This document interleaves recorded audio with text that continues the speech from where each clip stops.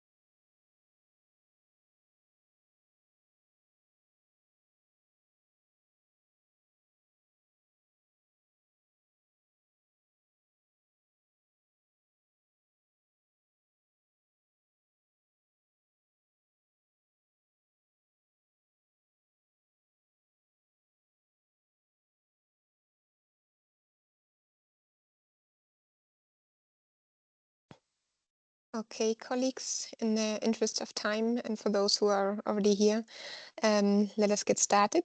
A very warm welcome to all of you. Thank you so much for joining today.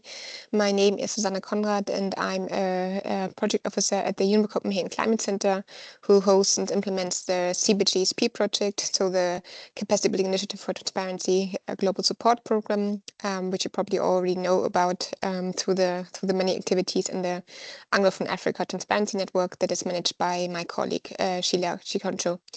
I will be moderating today's webinar, which is the first exchange of experience from countries in the Anglophone Africa network who have submitted their BTRs, and we will hopefully have more of those exchanges in the future as more BTRs are coming in the network. We are very excited today. We have two speakers from Nigeria and from South Africa. So Anne Umar from Nigeria and Tusu Terane from South Africa. Apologies, colleagues, if I mispronounce your name. Please correct me if I'm wrong. Really looking forward to today's webinar to hear the experiences from Nigeria and South Africa, and also big kudos to those countries for having submitted their BTR on in time, in line with the deadline by the end of December last year. Both Nigeria and South Africa have submitted their BTR, but also a national inventory document, as well as the CRT tables, so the common reporting tables for the reporting of the inventory data. And in addition, South Africa has also submitted CDF tables, so the common tabular formats for NDC tracking, but also for support needed and received. But we will of course hear much more detail about it in the presentations from Anne and Tuzo. But before we get started, with the presentation, let us have a little quiz. We prepared a little quiz to get us in the right mindset of transparency.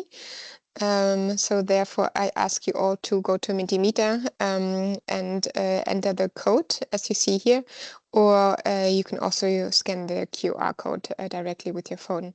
Then you have direct access to the quiz. So this is all just to get us started. Let me navigate to Mentimeter.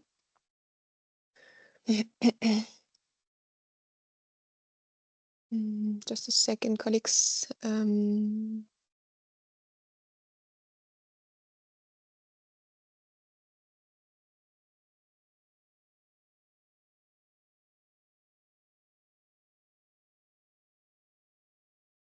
I hope you can see my screen where it says quiz on the MPGs. Please let me know. Okay, perfect.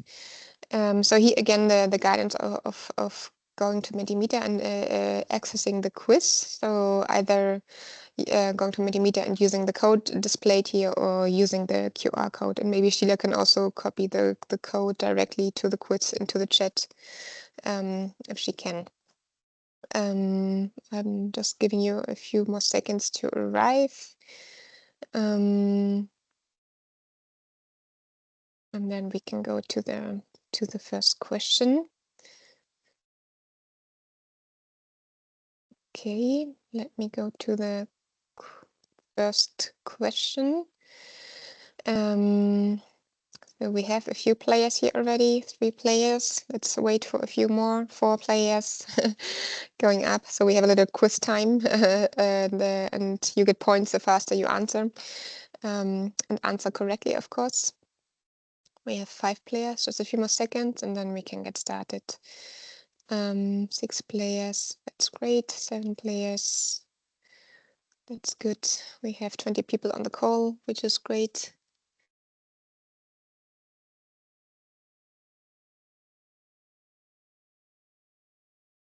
Okay, let us get started. The deadline for submitting the first BTR was 31st of December 2024 for all parties to the Paris Agreement, with discretion for LDCs and SIDs. So you should either pick whether it's true or whether it's false. I guess you know all of this, but just to get us started before we go into the presentations. So we have a little countdown here, 10, 9, 8, 7, and the last 5 seconds are coming. And then we're going to see the correct answer. This is, of course, true. Thank you so much, colleagues, for playing. And the next question is coming up right away. Question number 2, 7 players are ready. And let's go. Parties that apply flexibility in light of the national circumstance and national capacities may do so without indicating the relevant capacity constraints. Is this true or false? So the application of flexibility provision as per the MPGs. Can you do so without indicating the capacity constraints or not? So we have 6 answers, and the last seconds are counting down. And we are coming, yes. The answer is, of course, false. You have to indicate the relevant capacity constraints and clearly indicate how you will improve in the future. So we have an even amount of right answers and wrong answers here. Let's go to the next question. Question 3 of 5. And it's coming up here.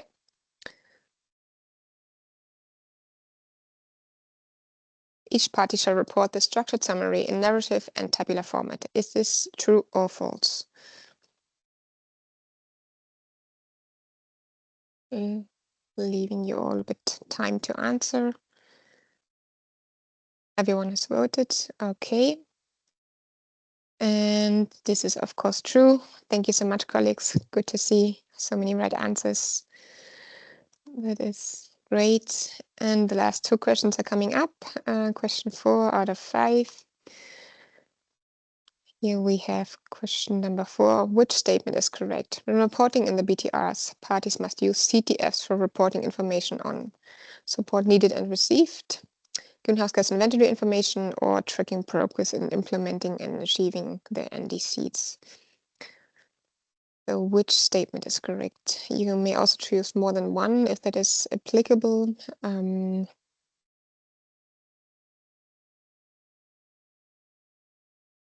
Yes, so CTF stands for Common Tabular Formats. A lot of acronyms in the Enhanced Transparency Framework. Yes, so many of you answered correctly, or all of you answered correctly with NDCs, using CTS for reporting on progress made in implementing and achieving NDCs, but it's also used for the support needed and received. So number A was also correct here. So it was a bit of a trick question. And last question coming up. Here we go. Under the ETF, which statement is correct? So again, a true and false answer. Yeah, so only developed countries report information on NDC tracking. A. B, answer B, all parties shall report on NDC tracking. Or C, reporting info on NDC tracking is only voluntary for LDCs and SITs. Which statement is correct out of these 3? Everyone has voted, so good. And yes, that's correct. Of course, all parties shall report on NDC tracking. This is one of the mandatory elements together with inventory. Thank you so much for playing, colleagues. We have a quiz leaderboard here of people who won. So we have Theodore, who won, Theodore Marguerite. I don't know who that is. Do we have Theodore? Congratulations to you, and of course, congratulations also to the others. And thank you so much for joining this small quiz just to get us started in the mindset of transparency, basically. And now I would invite the speakers to come in and present on their case study. Let me just check if Anne is online from Nigeria. I don't see her still. Let me just double check. I don't see Anne from Nigeria, but maybe then we can start with Tusu from the BTR reporting officer from the Department of Forestry, Fisheries and Environment from South Africa. Tusu, the floor is yours. Please let me know if you want to share the slides from your side or if you need any assistance with that.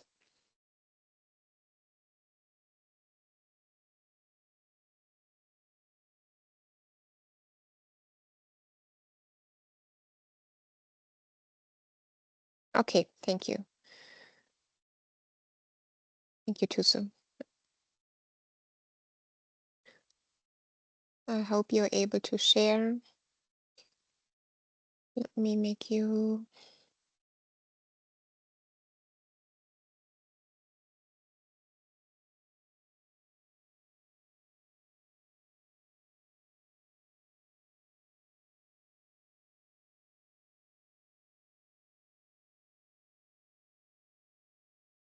It seems that we have lost Tusu. Just a second, colleagues. Maybe he was dropping off.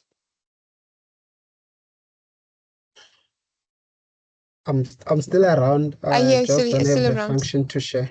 Yes. Let me see if I can make you present. Sorry, I didn't. I'm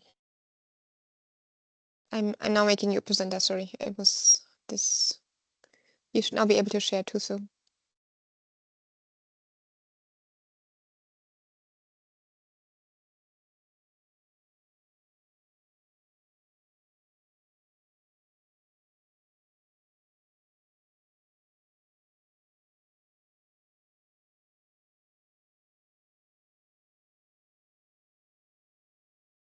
Perfect, we can see your screen. Now it just needs to be in the presentation mode.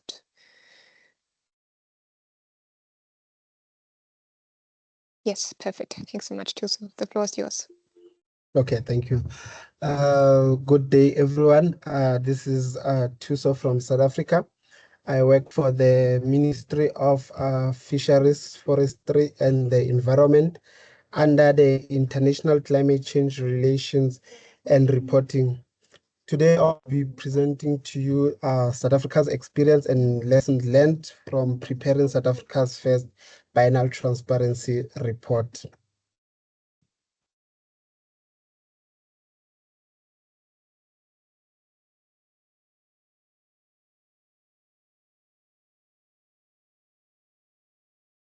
I'm struggling to, okay, here's my next slide. Okay, so this is the Ministry of Forestry, Fisheries and the Environment. This is how the structure looks in terms of the mandatory reporting, which we are responsible for national communications of South Africa, biennial transparency reports, and the national determined contributions. So we have our ministry, which is led by the minister and then also led by the director general. And we have a deputy director general who manages the branch, which is a climate change and air quality branch. So we also have the chief directorates, different chief directorate which contributes to the work that we do. We have there the chief directorate, international governance and resource mobilization, the directorate, climate change mitigation and specialist monitoring services, and we also have the Chief Directorate Climate Change Adaptation. So I belong in the International Climate Change Relations and Reporting, which we are responsible for compilation and development of these mandatory report with the help of other role players. So to give you a background on what is reported in South Africa's first biennial transparency report, here's the table of content of our BTR that we submitted last year. So we have the overview chapter. We also have the chapter on inventory, and we also have a chapter on tracking progress made in implementing and achieving the NDC. And we also reported on the chapter on climate change impacts and adaptation. And we also have a chapter on finance, technology development and transfer and the capacity building support needed and received. We also have a chapter on information on flexibility, and also the last chapter in improvements in reporting over time. So this is how our BTR is presented in terms of the chapters. So to give you a bit of context of what is contained in our BTR, we presented a summary of South Africa's 9th national GHG inventory, which covers the period of 2000 to 2022. So in terms of the emission trends, South Africa's GHG emission, including LULUCF, were around 489 million tons of carbon dioxide equivalent in 2000, and this decreased by 2.2% by 2022, with emission excluding LULUCF in 2022 estimated at around 478 million tons of carbon dioxide equivalent. So the GHG emissions, including LULUCF in 2020, were estimated at 461 million tons of carbon dioxide equivalent, and emissions, including LULUCF in 2022, were estimated to be around 435 million tons of carbon dioxide equivalent. So in this BTR, South Africa was tracking the first 2 years of our updated NDC from the 1st of January 2021 to the 31st December of 2022. So in this BTR, South Africa was also tracking our updated NDC, of which our targets are our GHG emissions, which we said there will be around 398 million tons of carbon dioxide equivalent to 510 million tons of carbon dioxide equivalent. And also in 2025, it will be around 350 to 420 million tons of carbon dioxide equivalent by 2030. So South Africa is tracking progress on both the 2025 and the 2030 target, which is in line with the selected indicators for South Africa. So in terms of tracking our BTR, our NDC, the values for the indicators in 2021 and 2022 are 413 million tons of carbon dioxide equivalent and 394 million tons of carbon dioxide equivalent, respectively. So South Africa, we can say that it's well on track to meet its 2025 and 2030 NDC targets. So we also reported on the adaptation chapter, although this chapter is not mandatory for reporting. We chose to report it as South Africa is regarding adaptation as a key priority for the country in addressing challenges that are posed by climate change and to build resilience in vulnerable communities. So the information on financial, technological, and capacity building support needed and received was reported from the period 1st January 2021 and to 31st December 2022. So over this reporting period, South Africa would say they received a significant financial support for climate change actions, which will include over 816.9 million US dollars in bilateral assistance, and also receiving 10.7 million from multilateral sources, which were aimed at supporting or benefiting the efforts to address climate change in South Africa.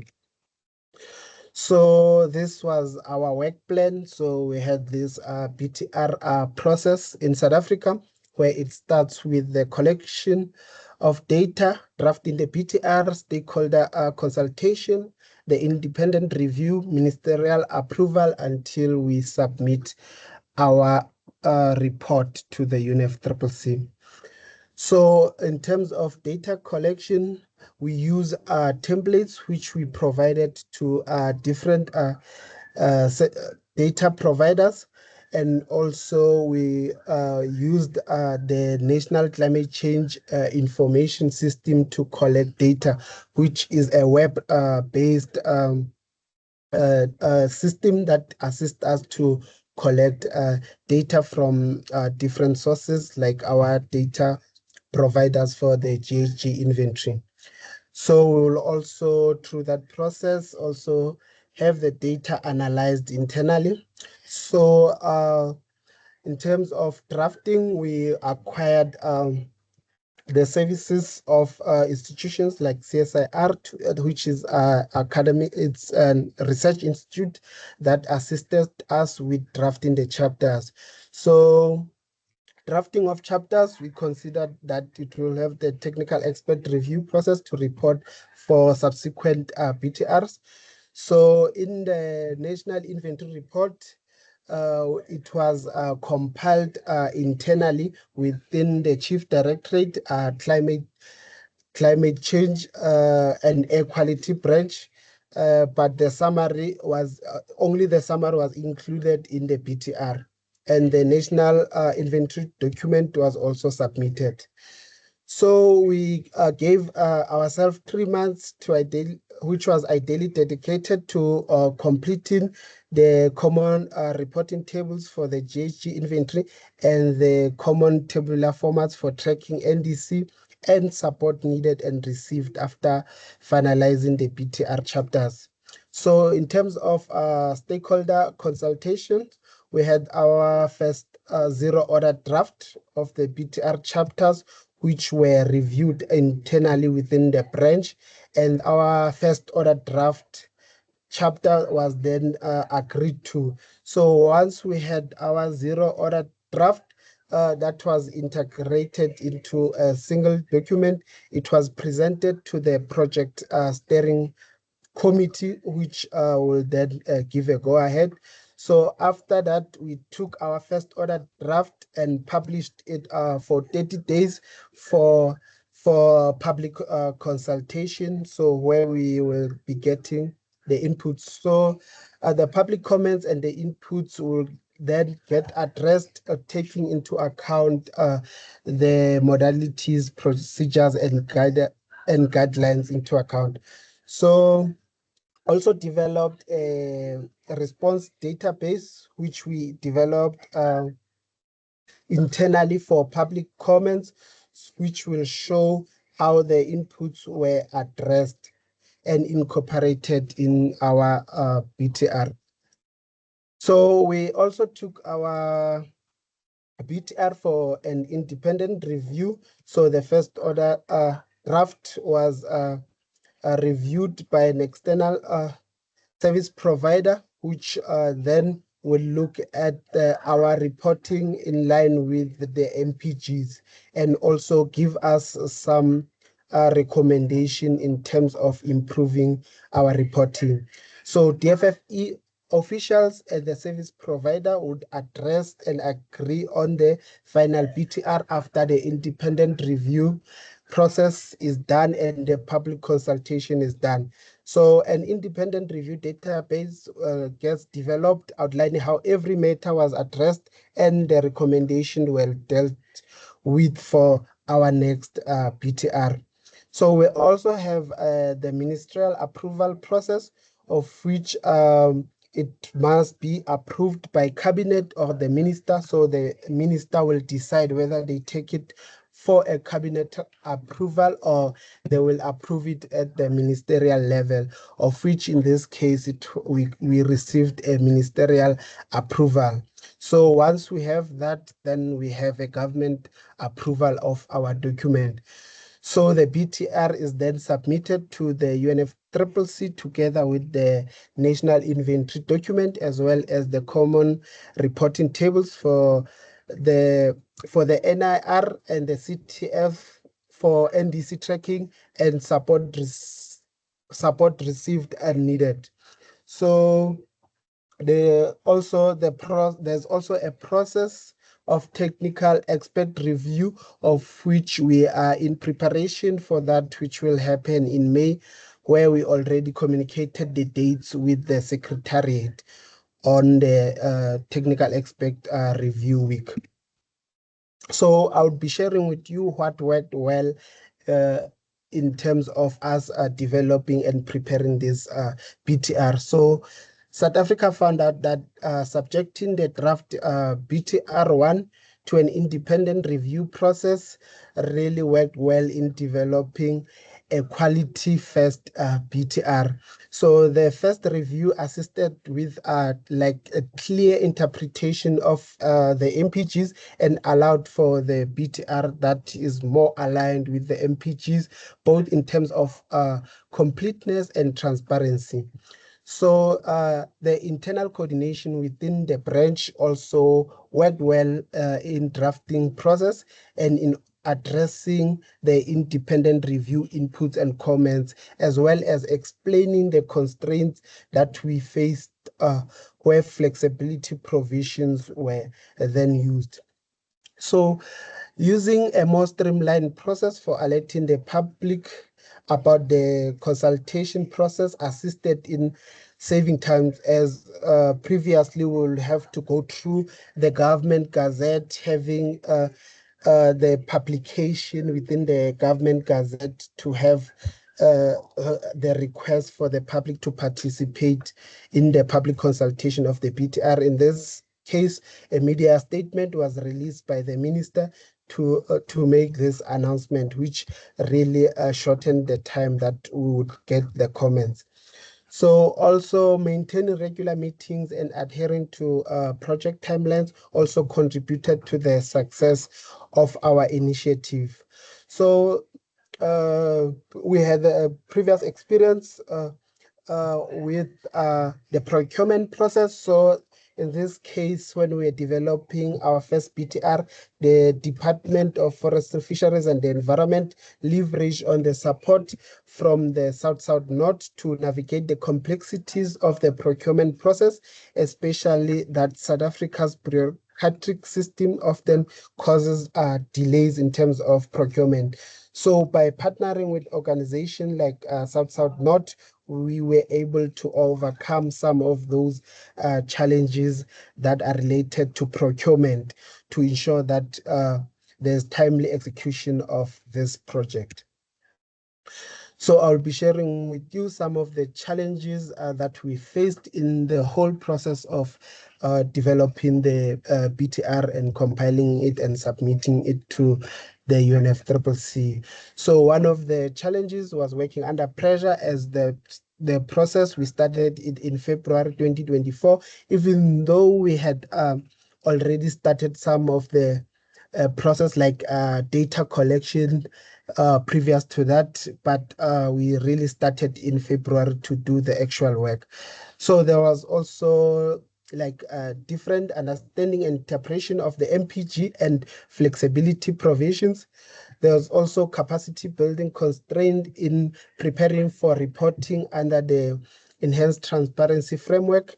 So we also had a challenge of not having a formal arrangement that existed within DFFE and the data provider, except for the process of compilation of our national inventory report. So this really resulted in data acquisition delays and gaps. So for some of the mitigation policies and measures, there's like a general delays in approval of the reports, which are then affecting the timing and the availability of data. There was also the process which was highlighted, the need to develop South Africa's BTR data archiving system, as currently the data is just stored in different share points of the organization. So we feel we should be having things like the BTR data archiving system. So there was also challenges with generating the CTFs. So there was insufficient training that was received on the use of the UNFCCC reporting tool. And as such, not all the team members understood how to use it. And this led to delays in finalizing the common reporting tables for the GHG inventory.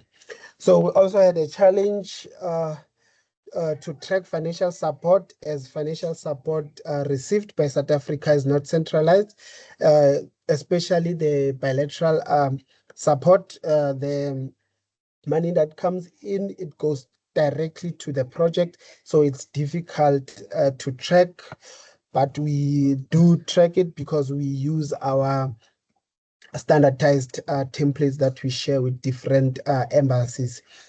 So there's also institutional personnel constraint due to staff turnover, few personnel working on the BTR, and we need further training. That was the further training was required on how to handle confidential data from National Treasury, and this resulted in some delays in finalizing the support chapter because our National Treasury took time to send us data. They had to take us through some requirements on how to handle their data and also assisting them in terms of what kind of data we are looking for. So there was that process of trying to filter down the data. So there was also lack of sufficient financial capacity building and technical support that is still required to update and maintain our web-based system, which I talked about earlier, the National Climate Change Information System, as well as aligning it to reporting under the enhanced transparency framework.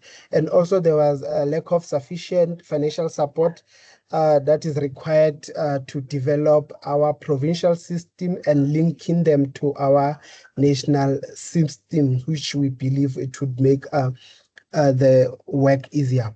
So there's also information that we received through the National Climate Change Information System through its submodule, which is the Climate Change Response Database, which include the implementing agency program description and the budget, but requires information on achieved emissions reduction, which is incomplete for most of the programs. So there's also an issue with accuracy and verification of the information that is reported by individuals on the National Climate Change Response Database, as it is a cumbersome process. So we'll also be sharing some positive lessons that we took from all this process. So developing South Africa's first BTR assisted us greatly to identify where the reporting gaps are.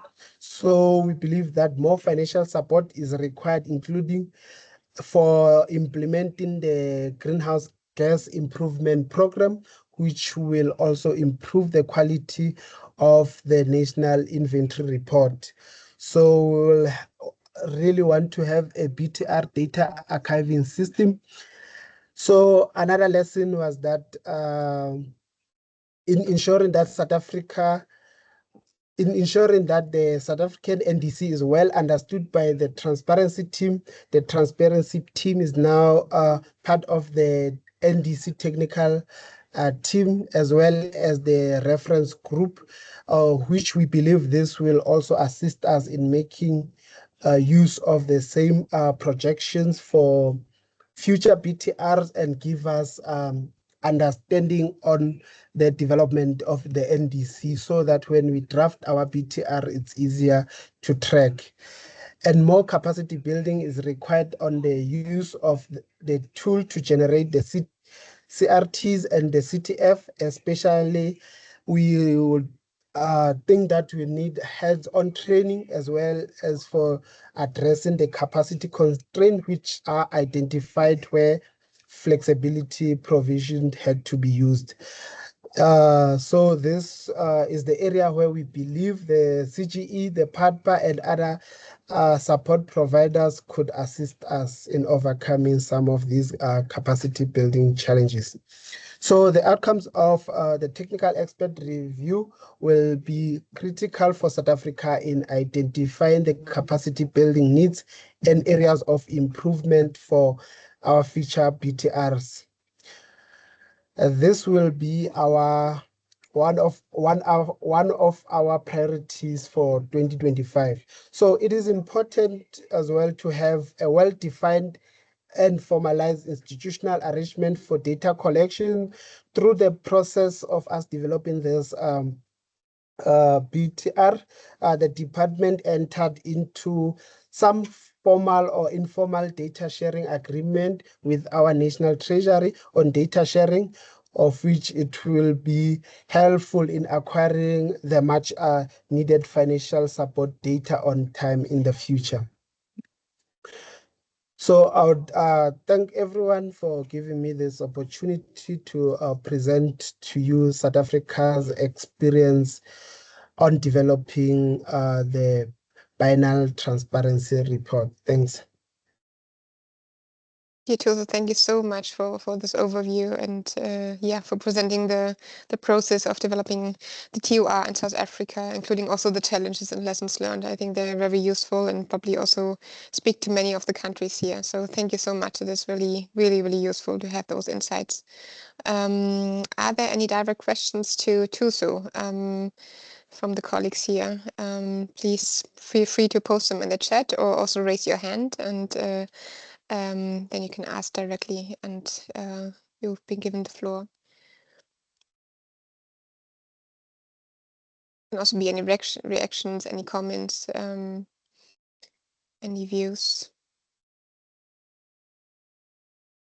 We'll of course share the presentation afterwards in an email, but also we'll upload them to the climate transparency platform on the event page.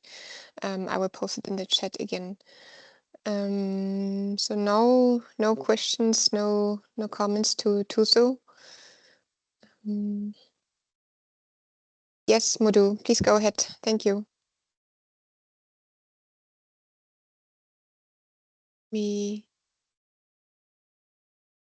Mudu, now you should be able to speak. Yes, so wonderful. That's a good presentation. Thank you so much. I just want to ask with regards to the GHG, like the data collection, did they actually hire a consultant to do the GHG management for the different sectors?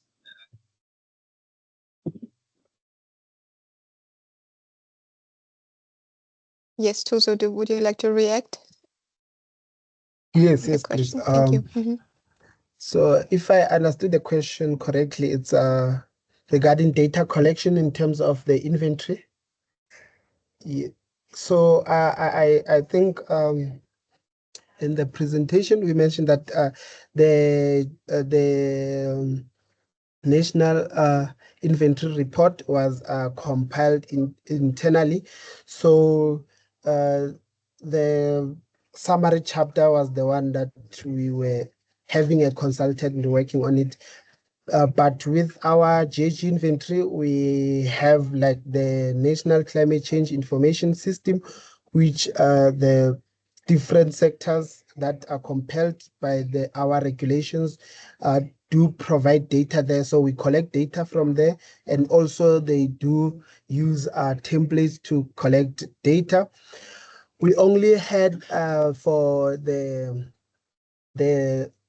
LULUCF hired a service provider to assist with drafting that part of the inventory, but most other sectors, they are managed internally. Even the compilation is done internally, so we didn't hire anyone to do data collection on our behalf, except that we had to hire an expert who was assisting us with the LULUCF sector.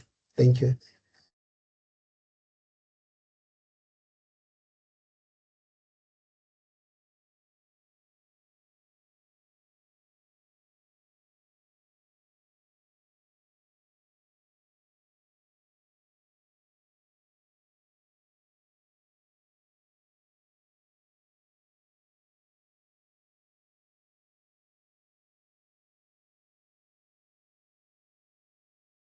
Hi, Susan, you are muted. Oh, thank you. Thank you. Sorry. Please, Alhaji, the floor is yours. Please ask your questions to Tusu. Apologies.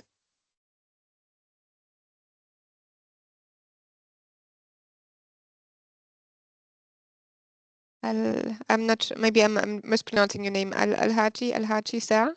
You have your hands raised. Please go ahead and ask your question. Oh, is this a hand by accident?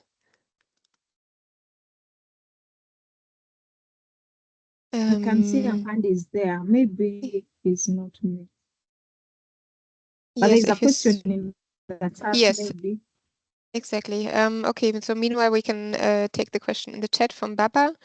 What were your challenges regarding the energy sector part of the BTR? Not sure if this is clear too, so or would you like to have more specification? What were your challenges regarding the energy sector part of the BTR? I'm assuming for the inventory.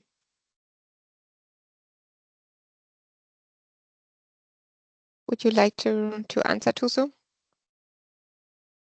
Yes. Unless maybe the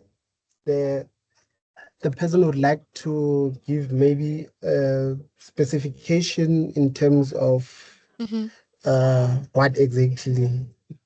Exactly, so that Baba. maybe Yeah. the answer is clear.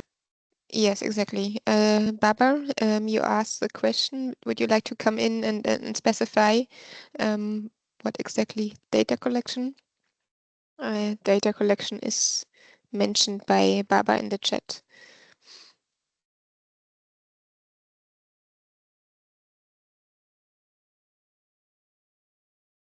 So data collection in the energy sector, too. So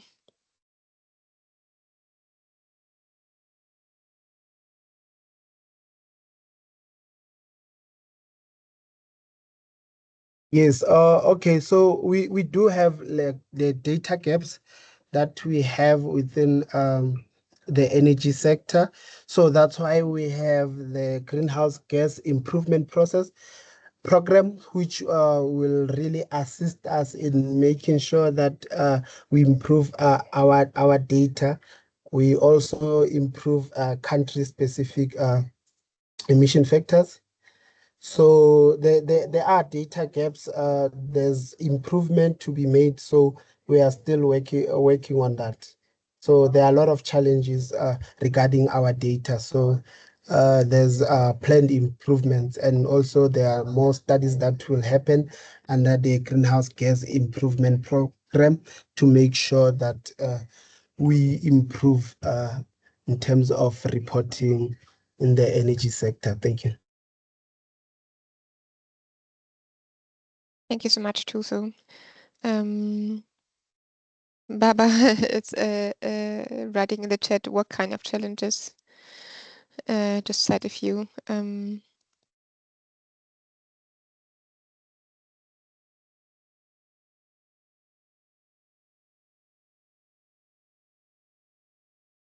Yes, I think Tuso already mentioned a few of the challenges. Yes.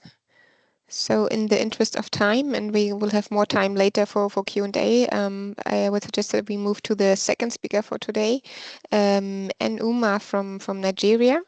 And I just let me see if yeah, you are a presenter. You would like to would you like to share the presentation from your side, or should I share the presentation from my side? Please let me know.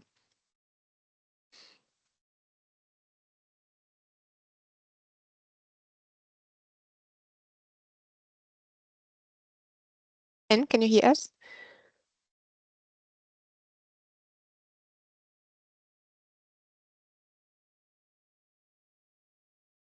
Hello, and we can't hear you. I see that you're unmuted, but we cannot hear you.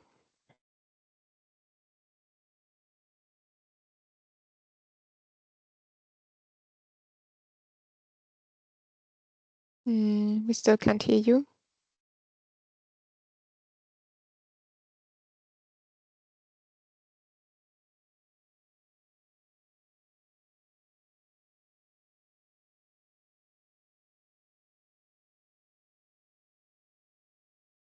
There might be some technical difficulties Anne is facing.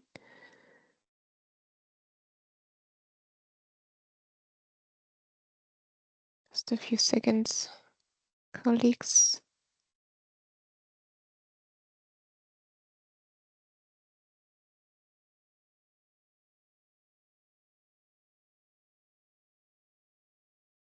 Yeah, there might be some issues we are facing from inside. I'm very sorry, colleagues. And maybe if you hear us, I can ask you to log off and log on again. Maybe this will resolve the issue. And meanwhile, while we are fixing this issue, I encourage colleagues to ask more questions to Tuso. I Thanks can again, see a Tuso. question in the chat, Susan. Okay, yeah, sorry, I will navigate to the chat. You mean Baba's question on the challenges, or? No, it's a question about from Al-Hajisa. He wanted to make a comment on data Okay. archiving, which is very important in ensuring data is available anytime is needed. Kindly unmute yourself and make that comment, please.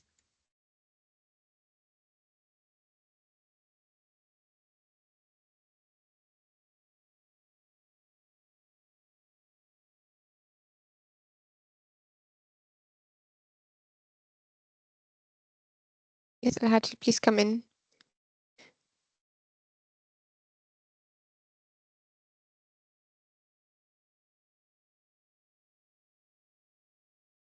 Are you able to unmute yourself, Alhaji?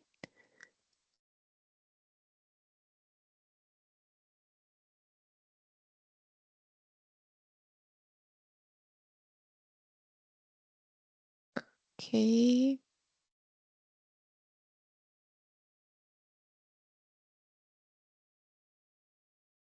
Alhaji, would you like to come in and ask a question, or was it just a general comment on data archiving in the chat?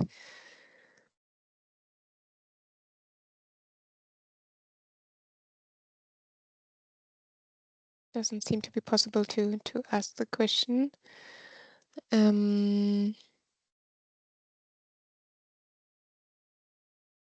Let us then wait for Anne to re-enter the meeting.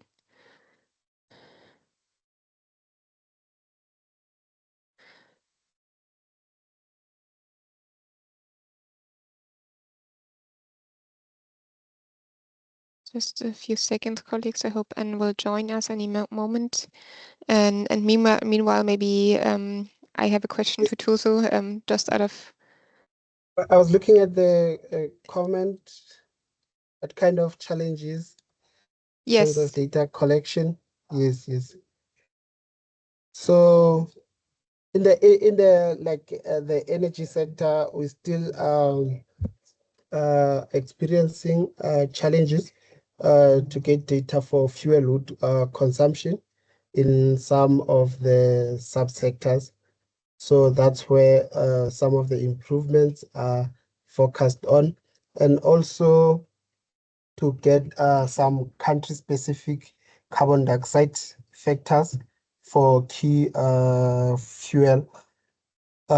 fuels. So those are the issues that we do have, and also in improving the data sharing processes, because as they are not as advanced as we would hope they are, to have all those agreements in terms of data sharing, especially for the energy sector, because most of the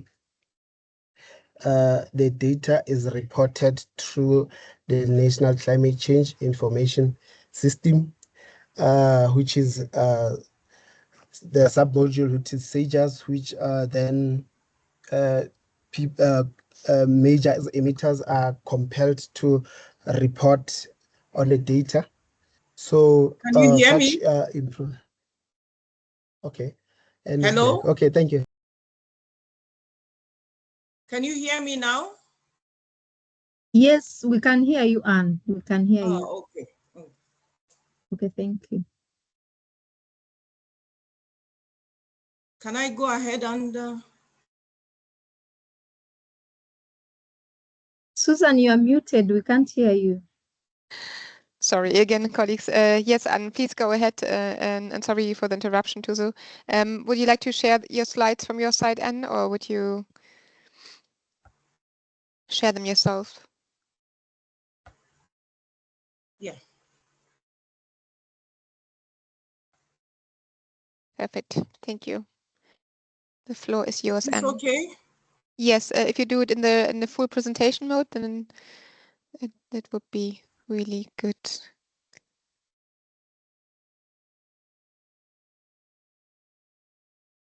So can I go ahead? Yes. Could you put the presentation in the in presentation mode?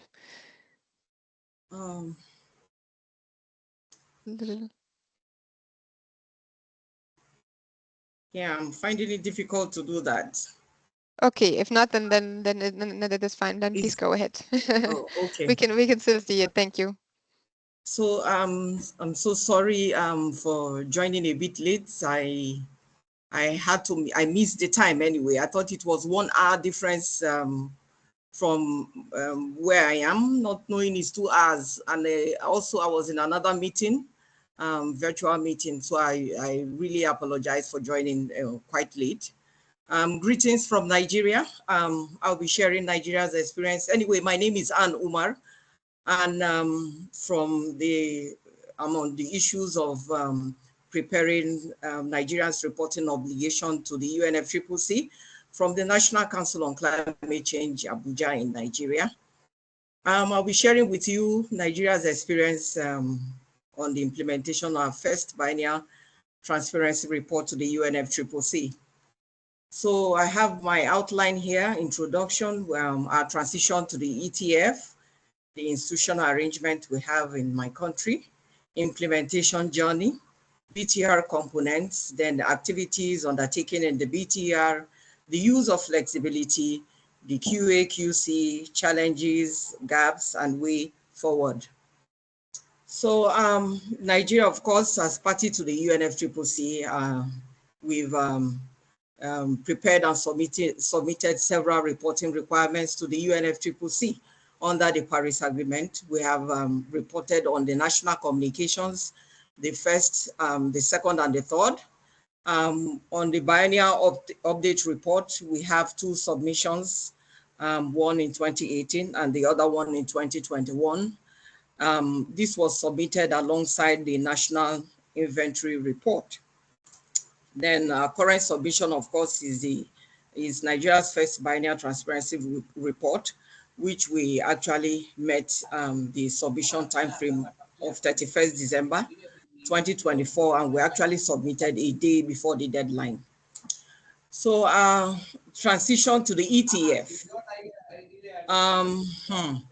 Well, this was not an easy journey, but it just started off with our president signing off to approve the Climate Change Act. So when we had that Climate Change Act, the government decided to establish the National Council on Climate Change. So this National Council on Climate Change is saddled with the responsibility of coordinating climate change activities in the country. So we had to move from the Federal Ministry of Environment to the National Council on Climate Change, just to avert the purpose of establishing this independent institution is just to avoid bureaucratic bottlenecks associated with delays in implementation of climate change activities in the country. So we undertook a structured approach just to aid the acceleration to the ETF. We had to leverage on existing institutional arrangement. We had what we called an interministerial committee on climate change, drawn from ministries, departments, agencies at both national and subnational level. We also had to assign roles and responsibilities in one of our workshops to let them know what they actually to do, and also to we build their capacity on what the BTR and ETF is all about, and their roles and responsibilities, what their part to play in the process.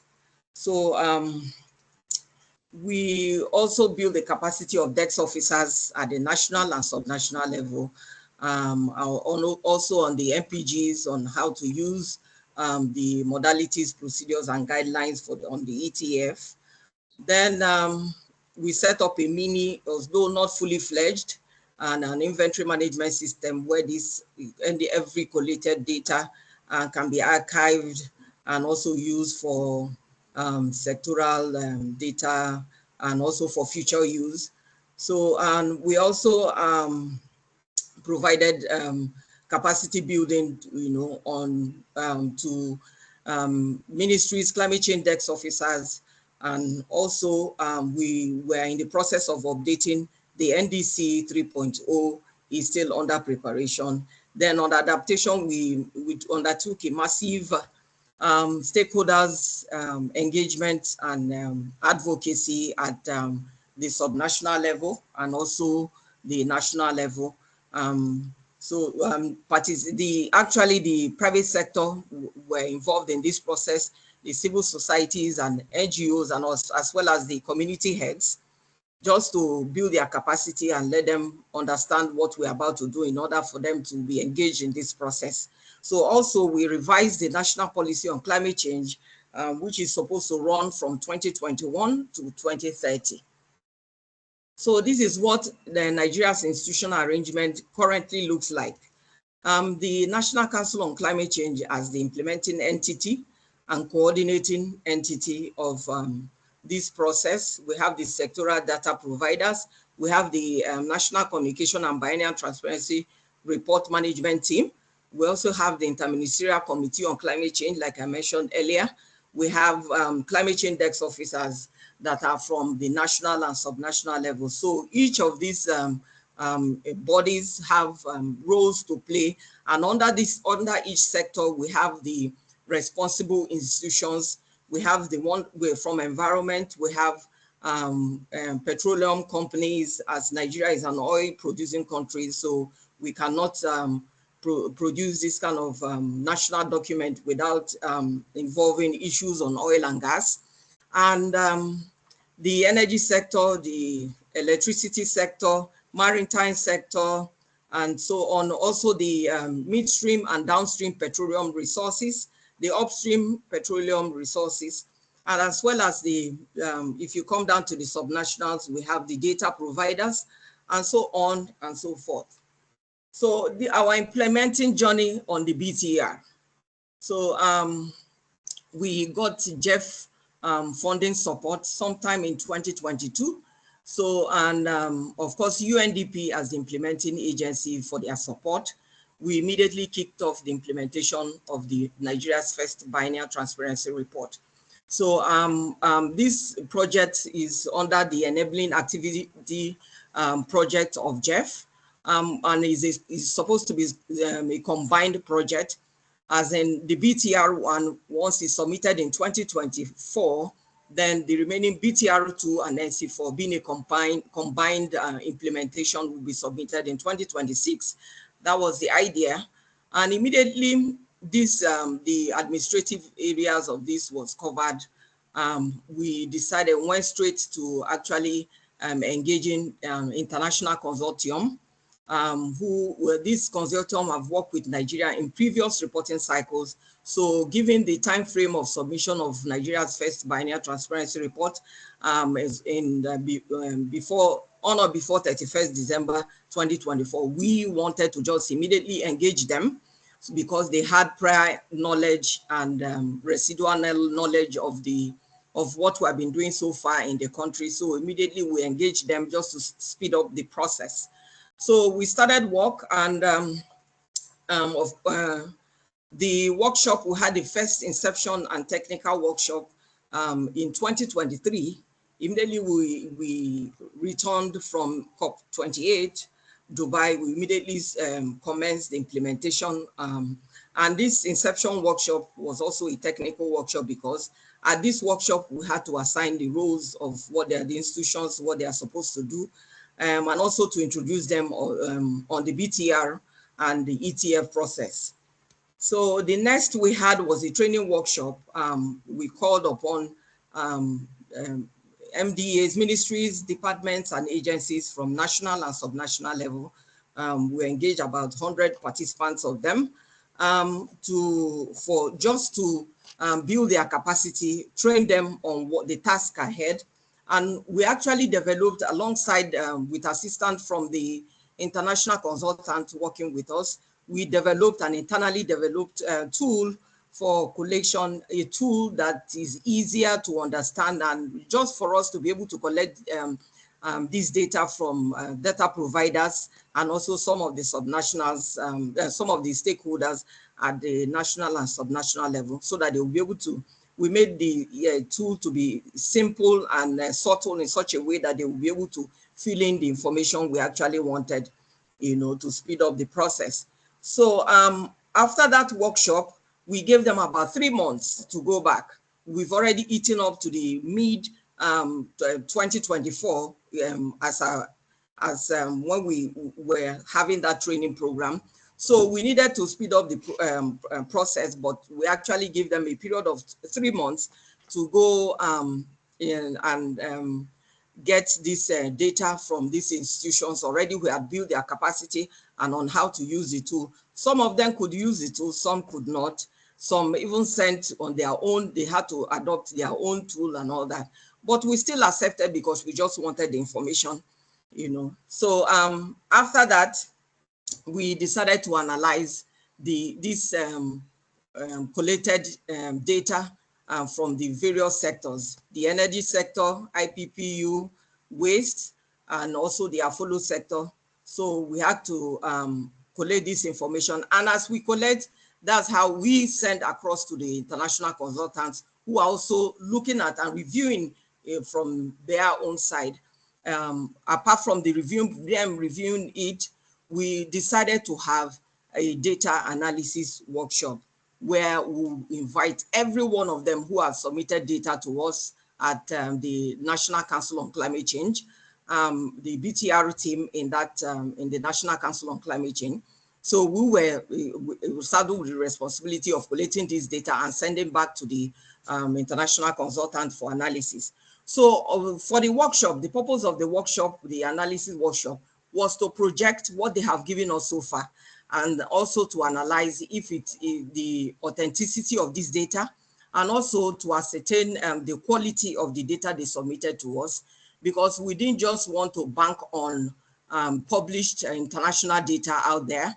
We just wanted a domesticated country-driven data collection process, so which we actually succeeded in doing. So we projected this, and a lot of gaps, challenges were identified, and some good ones were also there. So we had to, we projected them, just each and every state, like at the subnational, we have about 36 states in the country. So each state was projected. It was a highly technical workshop that we needed concentration and focus on. So in order to achieve the concentration and focus from the stakeholders, what we did is that we had 2 workshops simultaneously. We removed them from their comfort zone. So what we did, those at the national level, the federal level, we moved them to the subnational. Then those at the subnational, we moved them to the national level.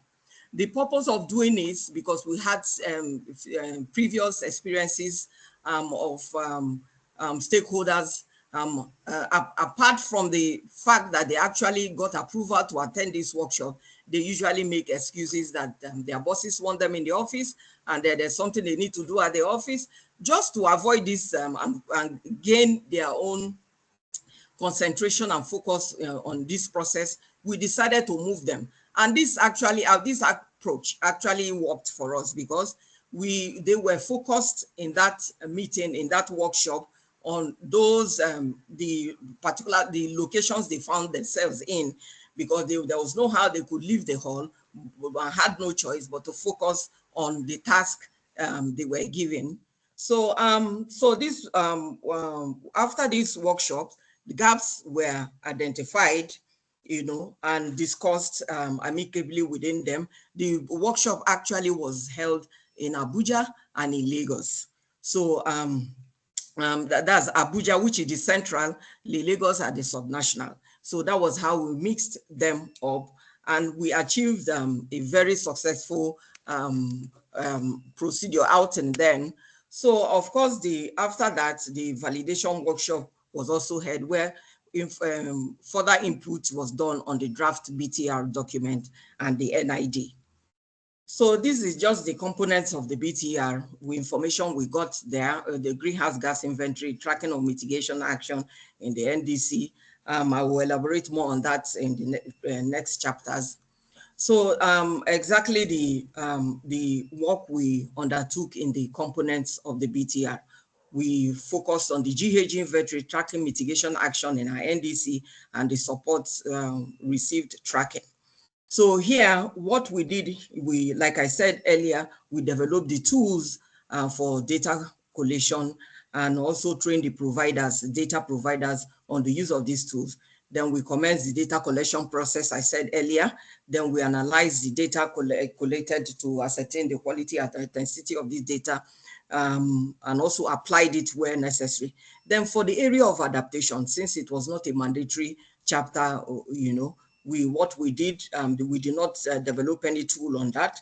What we did was to take the information on adaptation communication, and also our NIRs, This, we just used the information from there, judging from the time frame that we needed to submit this. So although they said we were told that we should just submit what we have, even it doesn't have to be perfect, but we still wanted to do a good job. So on the area of the GHG inventory and the that's the NID anyway, some of, like I mentioned earlier, while we were collating this data, there were some that were missing, there were unavailable data. So we had to source from international database to fill up the gaps. Then we used Tier 1 for the estimates. We also use the IPCC software, the version of 2.93 for doing the estimates, and also the 2006 guidelines and its 2019 refinement. Then the tool that I told you about that we actually developed to estimate uncertainties at category level, and also on the key category analysis with and without the LULUCF as per the IPCC 2006 guideline. Then the LULUCF was also identified as the highest emission sector and for the inventory, GHG inventory, after all said and done. This was what was identified that the LULUCF was the highest. Then we used NID preparation. The NID was prepared in accordance with decision 18 CMA and 5 CMA. Then, of course, we also resorted to flexibility as required in the 18 CMA. Then we also use the improvement plan with timelines validated by the national stakeholders, which was included in the BTR one. Yes, of course, the UNFCCC tool used for the CRTs and also was used and submitted. Then on tracking progress in the mitigation action, which is the CTF common tabular format, we had insufficient obtained from data provider, sufficient data. Then we used information of the 2050 agenda document, national document, to fill up some of the information we have there. The indicator selected for the GHG emission under the tracking of NDC was we use the inventory results based for tracking this progress in the NDC. Then we also had issues on aligning the NDC estimates, as LULUCF was not covered in the same level as for the GHG inventory. So we did the projections for up to 2040 for the gross domestic products and population growth estimates. The tables used were in accordance with 18 CMA and 5 CMAs are also included in the report.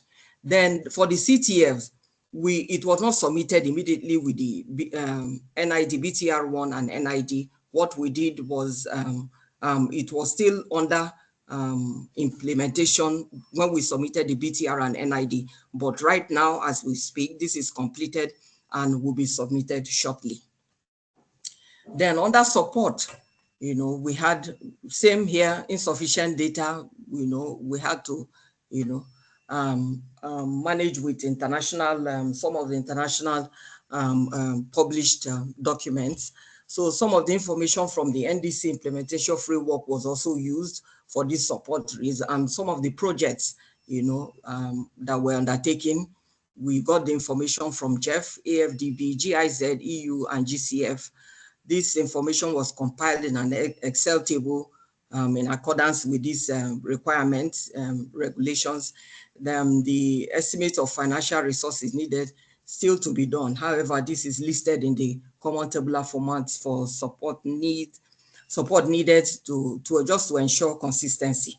Then for the CTF for support and tracking support, like it happened in the tracking mitigation action, this was not complete when we submitted the BTR and NID, but now it is completed and submitted shortly. So on the flexibility, yes, we actually use some flexibility approach to this. If you check on my right, the template there is as it reflects in the BTR, which you can also reference. You can go to the UNFCCC website and look at the submitted Nigeria's BTR one. You can gain more insight to this particular template here. But we use flexibility in this instance. We use in the GHG inventory. The MPG stated that we should start the GHG inventory from the time series should be from 1990, but we could not get information. We did not have available data from 1990. So we used it was done from 2000 to 2022. If you check this, you can also see it down here from 2000 to 2022 is reflected here. So also we did not report on HFCs, PFCs, gases, and also the SFCs because we didn't have any available data to that regard. Then on cooperative approaches, there was no report on that from Nigeria because though there are talks going on or there are activities going on to this regard, although we do not have a concrete area to report on. So maybe this will be reported on in a BTR2. So on the QA/QC in the BTR1, yes, a particular quality assurance and quality control was conducted during the preparation of the GHG inventories as defined in 2019 refinement to the 2006 IPCC. So the QA was undertaken. This particular was undertaken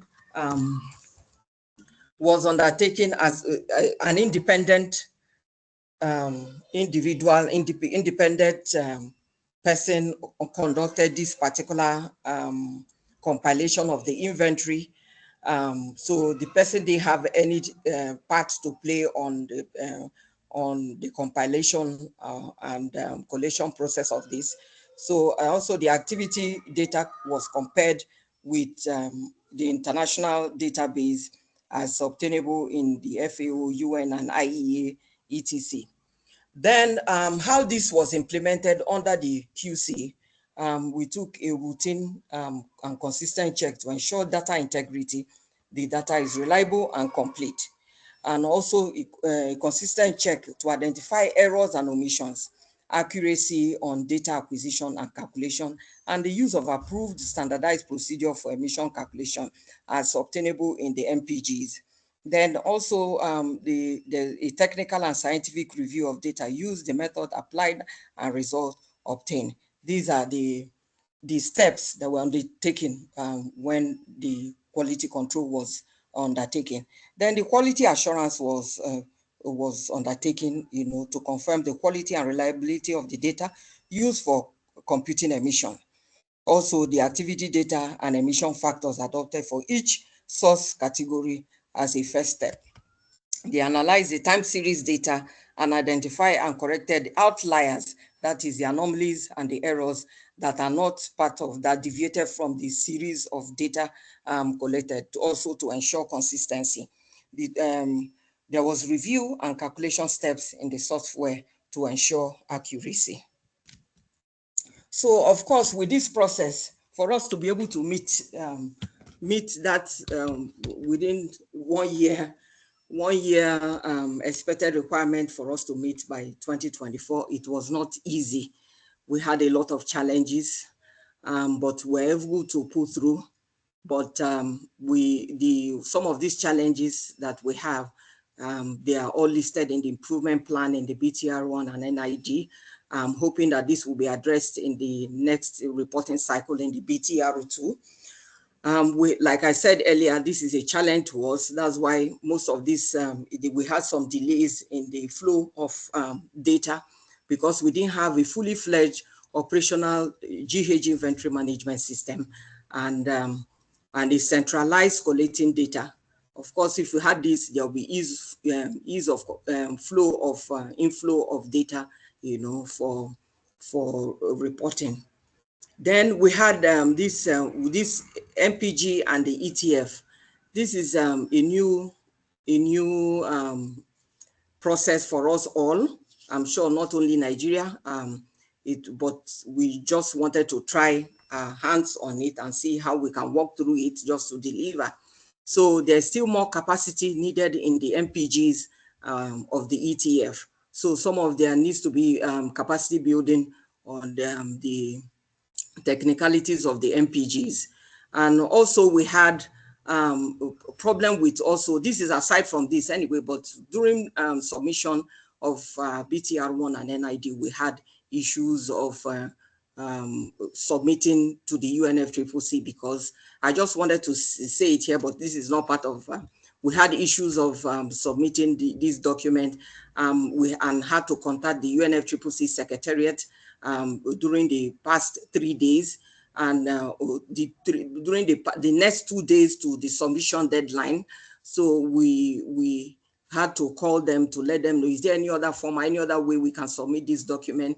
Because so they told us that that there's a lot of movement within that time. A lot of countries were submitting, so most of the documents were jamming or something. So but we're able to still pull through. That would have hindered Nigeria from submitting these documents, but somehow where the documents that were uploaded were able to go in by the 30th December 2024. That was the day before the deadline. So I just needed to say that there.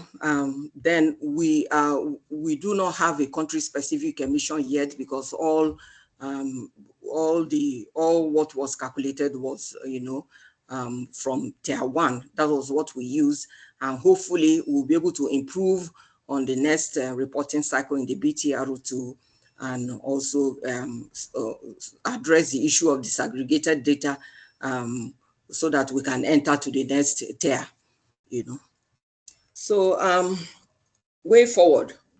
The way forward for us is to build on the capacity on the MPGs and the ETF, and strengthen the data source of tracking progress on NDC. Currently in Nigeria, we have an implementation plan, an online tool. It's not finalized yet, but the purpose of this tool is to be able to, is where stakeholders and data providers are supposed to key in information, just to track progress on mitigation action in the NDC. So this is supposed to track progress with mitigation action and also track progress on support. So once this is finalized and we're able to, is supposed to go on, this will help us very much in our reporting process. So of course, we need a fully fledged operational GHG inventory management system and a centralized data collation system that works, just so that too much pressure is not put on stakeholders, because our stakeholders actually, I give them credit, because we put a lot of pressure on them, moving them, communicating with them in the WhatsApp groups that we, So some of them complained, some of them, but we just leveraged on that partnership and made the whole process humorous, so that it doesn't look very tasking to them. So I'll end my presentation here. Thank you. Thank you so much, Anne, for this very detailed overview of Nigeria's BTR processes, but also the challenges and the whole approach that you've taken to be able to submit the BTR on time. So again, commending Nigeria and South Africa's effort to submit the BTR on time despite the challenges that you're facing. And you also mentioned the challenges in submitting the BTR that was faced by many countries in the last days of December. So it was quite stressful to get the BTR to the UNFCCC on time. And thank you also for the note to make the whole process humorous. It's indeed a really challenging and onerous process to prepare BTR, to get all the data from all the stakeholders. But it's good to keep the humor up despite all the efforts and challenges. So that's really good. Thank you so much again to both of you, Tuso and Anne. So the floor is open now for any questions that you might have, colleagues. Please feel free again to to post them in the chat or ask, raise your hand and ask them directly to either Anne and Tuso. Yeah, looking forward to have a lively discussion here.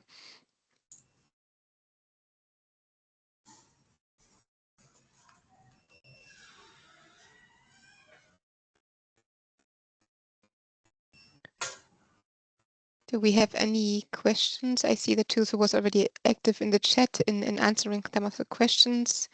Any other reactions that you might have, colleagues, to Anne or Tuso, or just general comments about the BTR process? Is something you'd like to highlight or flag?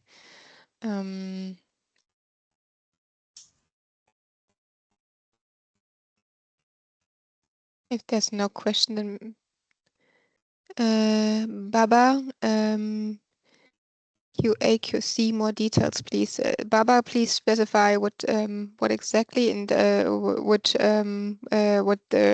the question is related to, who the question is targeted to. Is this a question for Anne or a question for Tuso? Please also feel free to come in Nigeria. Okay. Anne, Baba is asking for more details on the QA and QC processes of the BTR in Nigeria. If you could elaborate a bit more on that. Okay, can I come in here? Yes, please go ahead. Thanks. Okay, I just want to let you know here that the inventory process that we had to undertake, the GHG inventory process, data collection and all that, to ensure that we have quality data and to certify the authenticity and all that. This whole process was done without the independent, we had to engage a national, it was a national consultant we had to engage to look at it to ensure. And the idea was for the national consultant to actually look at if we actually did the right thing and if we actually followed the MPGs, you know, that was the area he was looking at, you know, to ensure that we have a good submission. But if you really want to go into the detail part of how step by step how we actually did it, I don't think you will even get it in the submitted BTR one, but you at least you get something that can help you. Thank you. I don't know if I answered your question. Thank you, Anne. Thanks so much. Baba, please let us know if there's anything more you would like to know.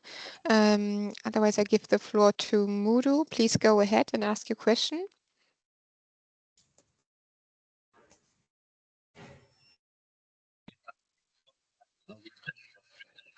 Wonderful, and congrats to Nigeria. So I just want to ask few things. Looking at the capacity, you mentioned of capacity building, building the capacity of data collectors, and just trying to compare, like for South Africa, they were doing most of the compilation and all those, most of the things. So I just want to confirm from your side, did you actually hire consultants for these various sectors, or you have a technical working groups that actually deal with this inventory or the inventories on the different sectors? Okay. Thank you for that question. We did not hire any consultants for compilation of data and collection of data. Why? Because we wanted to build the capacity of the BTR team and the NCCC, the National Council on Climate Change in Abuja. If we do all that and engage, not that we couldn't have done that to engage a consultant to go ahead and get this data for us, but we just want to learn by doing. We wanted to understand the process so that even if we didn't get it right now, subsequent reporting reporting cycles will get it right. So we just want to eradicate the part of somebody coming to just hand over everything to an independent international or national consultant to do the whole process. No, we want to domesticate it in the system, in the institution, for us to continue with it. So that was how we did for the compilation. Like I said, we'll send them out, the stakeholders, the data institutions themselves. We went to them, we met with them on a continuous basis for us to give us this information. So they were sending it directly to us. So we didn't need a middleman to go and do all that. We just wanted to learn on it. Thank you.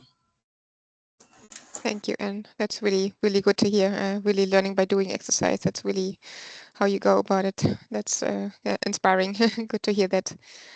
Any other comments or questions to Anne or Tuso?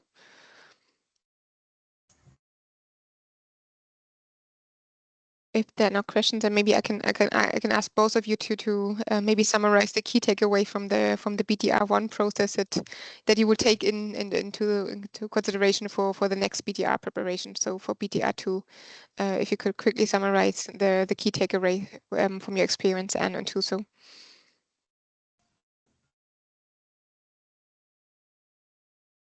Okay, I'll start. Okay, and you can start. It's fine. No, you can do so. Okay, so as I mentioned in our presentation, so we looked at what really worked well. So I think the most important part was that alignment between our people who are developing the NDC and the team that is working on the BTR to have a better understanding of what is happening. So I didn't mention that the transparency team that is responsible for compilation and development of the BTR is now highly involved in the development of the NDC that we are working on this year. So that is one of the things that we think it will help to improve in our next reporting. And also we will follow that process of having an independent review so that we get all those inputs and recommendations to improve. So it's one of the things that we think really work. And also the teamwork that we had, even though the most challenging part of our first BTR was the time that we had as we had the deadline to meet. So we'll maintain that a good team and maintain a regular meeting, and also to make sure that we stick to the timeline. And also already we had created relationships. We have a third-party agency which assists us to limit us having to spend more time on the procurement processes that are necessary for us to run this project. So we'll go ahead and still use the third-party agency to assist us with the procurement processes. And also this time around, we want to really take our experts who are working on the inventory and the NDC tracking chapter, and also the support chapter to do the training on using the UNFCCC tool, so that they have a better understanding, to make sure that when we have to generate our tables, everyone knows what they must do. I think that's what we took from this process, and we are taking further for our next submission. Thank you.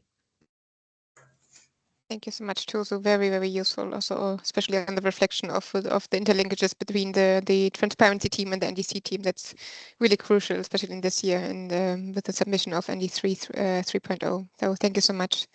Yes, Anne, please go ahead. Okay. Just like Tuso said, we still have that challenge in my country regarding the alignment of the NDC team and the BTR team. Because since we have to report on mitigation action, what has happened in our NDC into the BTR, is important that we align and work together.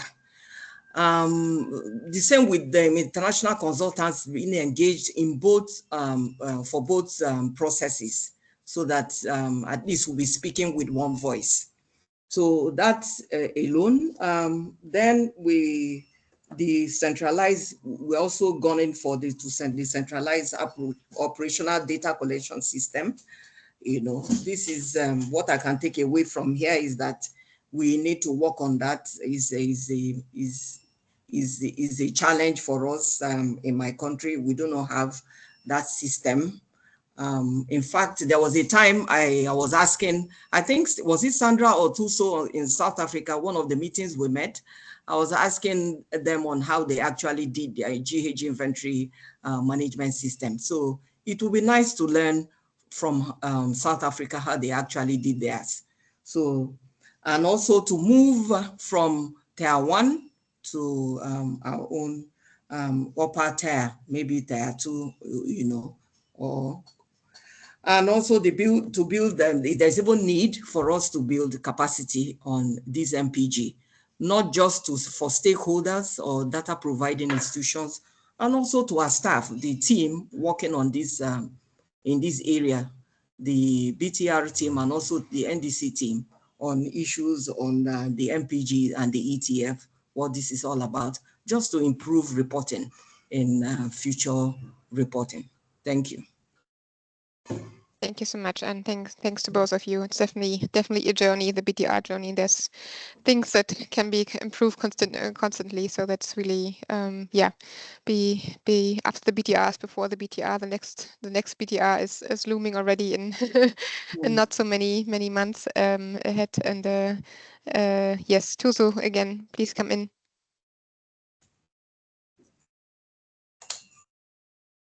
Okay, thank you. No, I just forgot to mention that with the in-country technical expert review, we are also looking at that, and we're also gonna take the inputs that we'll get, the recommendations to help us to really report better in our next BTR. So I felt it's important to also mention that.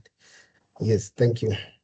Thank you, Tuso. Yeah, yes, sir. The upcoming TR, that's of course an important part of the BTR journey in moving forward and then in defining more needs and then defining improvement areas. So thanks for highlighting, Tuso. That's an important element of the BTR. I don't see any more questions in the chat. Are there any other questions that people might have?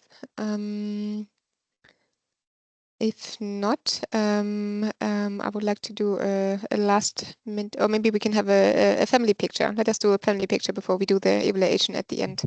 It would be nice to see you all colleagues. I only see myself here in the screen. It would be nice to see everyone who's on the line. But maybe, Susan, to tell you that I think now the unmuting can be can work, because someone was saying that it's not being enabled. All right. Okay. So but I think. Yeah. Okay. So if there's still questions, of course, please come in. If not, we will do a picture now. Really good to see you, Mudu, Tuso. Sorry, my camera is not working too well, so you can see my face. But I know most of them anyway. We know you look like it. It's good. Thanks so much. Please, colleague, please come in.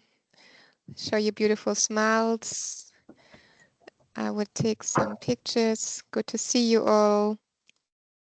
Let me take a few pictures. Just a second. Please, my colleagues. Thanks so much for joining, and apologies for the technical issues that we had. One more picture. There you go. Thanks a lot. We will of course be sharing the presentation and the recording as well afterwards. And as a last step, we'd like to ask for the feedback of the event. We would like to improve over time. So let me just quickly open Mentimeter again. I guess you know the drill already. Let me quickly find the right window. Just a second, colleagues. Let me share.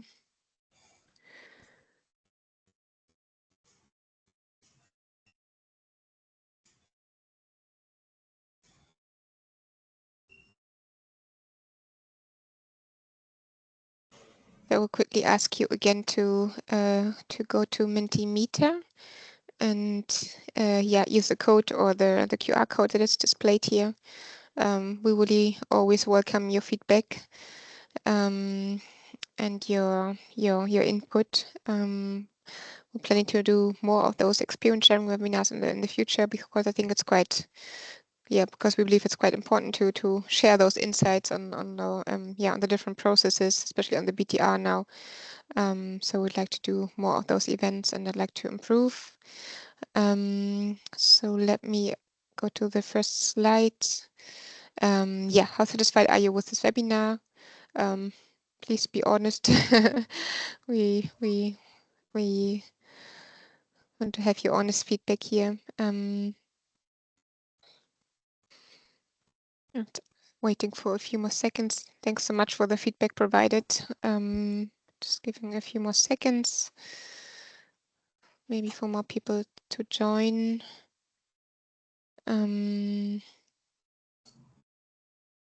Okay, let me go to the next slide. How relevant was this webinar for your work? Good to see that it was relevant somehow related to your work. That's really good to see. Very relevant. Thank you so much for the feedback, colleagues. More answers are coming in. I'm going to the next slide. Do you have any other comments you would like to share? Good to learn from other countries in the region, share challenges and consultation process. So it's really good. So we also think it's really good to share those important lessons learned from the first processes. And many countries are still in the process of preparing their BTR, and a lot of lessons learned to be taken from that journey, and a lot of challenges to be overcome, but also a lot of opportunities and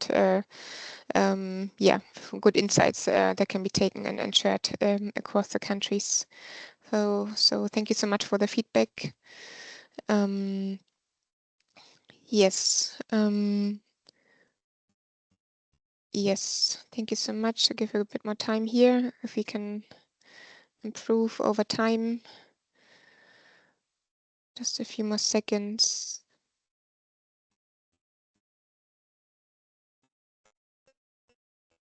Yes, we can also share the Menti again afterwards. So if you would like to have more time to reflect. So thank you so much, colleagues. A big thanks to Anne and Tusu for sharing their experience, for their extensive presentations, but also for answering all the questions from the panel. Thank you so much, and really again, congrats to the submission of the BTR. Now the next process coming up of the technical expert review. Wishing you all the best for that, and thanks for all the colleagues for staying on and being engaged in the discussion here. Really a pleasure to have you all, and we will share the presentation and the information afterwards. Stay tuned also for future webinars, for experience sharing, but other webinars that we are joining in the Anglophone Africa network. And thanks once again to Anne and Tuso, and wishing us all a great afternoon and a good BTR journey ahead. Thanks so much, colleagues. Take care.